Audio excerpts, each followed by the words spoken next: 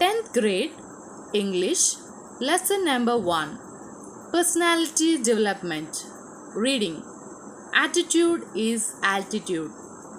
Imagine having no arms to stretch in the morning to help you scratch that itch, to allow you to wrap your arms around your loved ones.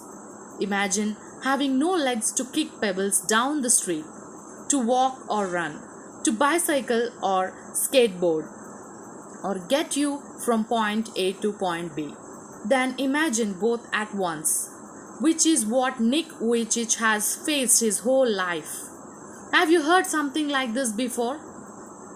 Nick Vujicic was born with no arms and legs, but he does not let the details stop him. The brave 26 years old, who is mainly a torso, plays football and golf, swims and surfs despite having no limbs. Nick has a small foot on his left hip, which helps him balance and enables him to kick. He uses his one foot to type, write with a pen, and pick things up between his toes. I call it my chicken drumstick, joked Nick, who was born in Melbourne, Australia, but now lives in Los Angeles. I would be lost without it. Water sports aren't Nick's only thing. He also plays golf with a club tucked under his chin, and he is a huge fan of the English Premier League.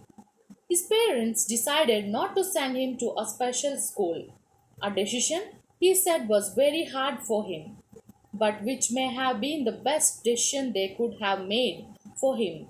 When Nick was born, his father was so shocked that he left the hospital room to vomit. His distraught mother could not bring herself to hold him until he was 4 months old.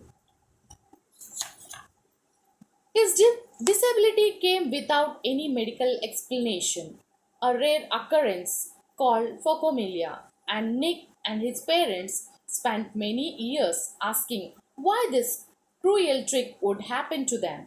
My mother was a nurse and she did everything right during pregnancy, but she still blamed herself, he said. It was so hard for them, but right from the start, they did their best to make me independent. My dad put me in the water at 18 months and gave the courage to learn how to swim. I also got really into football and skateboard. I totally love the English Premier League. Nick's father was a computer programmer and accountant, and he taught his little son how to type with his toy at just 6 years old.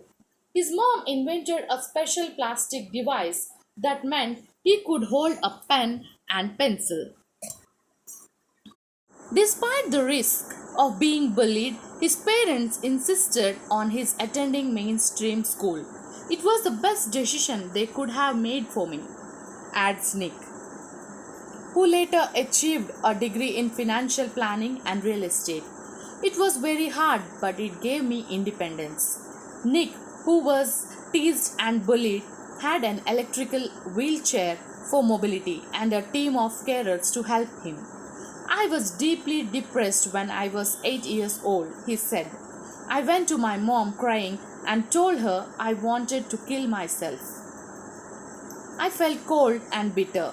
I hated God for doing this to me and was terrified of what would happen when my parents weren't there to look after me. I could brush my own teeth with a wall mounted brush and wash my own hair with pump action soap. But there was so much that was impossible for me. At age 10, Nick tried to drown himself in the bath, but luckily the attempt was unsuccessful. I felt there was no purpose when you lack purpose and strength. It is hard to hold on, he said, but with the help of his religion, friends, and family, Nick managed to pull through to become an international symbol of trumpet over adversity. When I was 13, I read a newspaper article about a disabled man who had managed to achieve great things and helped others, said Nick. I realized why God had made me like this, to give hope to others. It was so inspirational to me that I decided to use my life to encourage other people and give them the courage that the article had given me. I decided to be thankful for what I do have, not get angry about what I don't. I looked at myself in the mirror and said, "You know what? The world is right, that I have no arms and legs, but they will never take away the beauty of my eyes." I wanted to concentrate on something good that I had. The challenges in our lives are there to strengthen our convictions. They are not there to run us over, said Nick. In 1990, Nick won the Australian Young Citizen of the Year award for his bravery and perseverance. And once I was in a car and a girl at traffic lights was looking at me interestingly. She could only see my head, so I decided to do a 360 degrees spin in the car seat to freak her out. Her face was like, "Wow, what is going on?" She sped off really quick. Nick began traveling the world, and in 2008 he went to Hawaii and met surfing master Bethany Hamilton, who had her arms bitten off by a shark when she was 12. "She was amazing," said Nick. "She taught me how to surf, and I was terrified at first. But once I got up there, it felt absolutely fantastic, and I caught some waves pretty well." Nick quickly learned how to do the 360-degree spin and on his board, a feat that got him on the cover of Surfer magazine within 48 hours. "No one has ever done that in the history of surfing," he said, "but I have a very low center of gravity, so I have got pretty good balance." He has visited different countries all over the world. The football fan is now a motivational speaker and has traveled to over 24 countries speaking to groups of up to 110,000 people. He moved to Los Angeles in 2007 and planned to continue to travel the world. In 2009, he visited South America and the Middle East.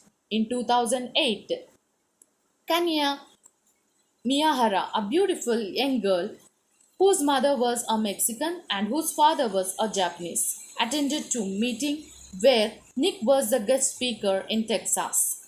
Kenya was attracted to Nick's message. From that time, they were both in touch with each other to share their ideas on giving hope to the needy, and they became close friends. Finally, they fell in love and their engagement happened in August 2011. Nick put the engagement ring on Kenya's finger with his mouth and then said the most beautiful words every girl wanted to hear, coming out from her man's mouth. "Baby, I love you." Nick and the Kenya got married on February 12, 2012, and on February 13, 2013. They were blessed with the birth of a healthy baby boy with full body.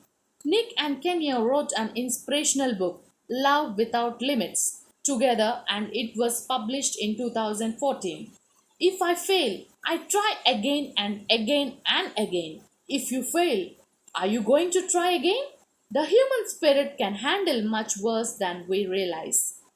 It matters how you are going to finish. Are you going to finish strong? Said Nick. "I tell people to keep on getting up when they fall and to always love themselves," he said. "If I can encourage just one person, then my job in this life is done."